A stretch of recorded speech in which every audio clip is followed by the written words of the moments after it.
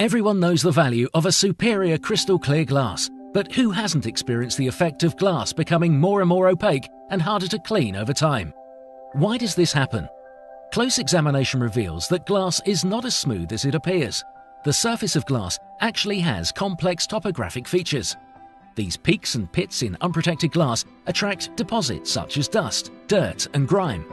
These get lodged inside the glass surface, together with calcium deposits, inorganic dirt and water corrosion, and attack the glass. This gets worse as time goes on, slowly causing the glass surface to deteriorate. Can this be prevented? Yes, it can, and quite easily.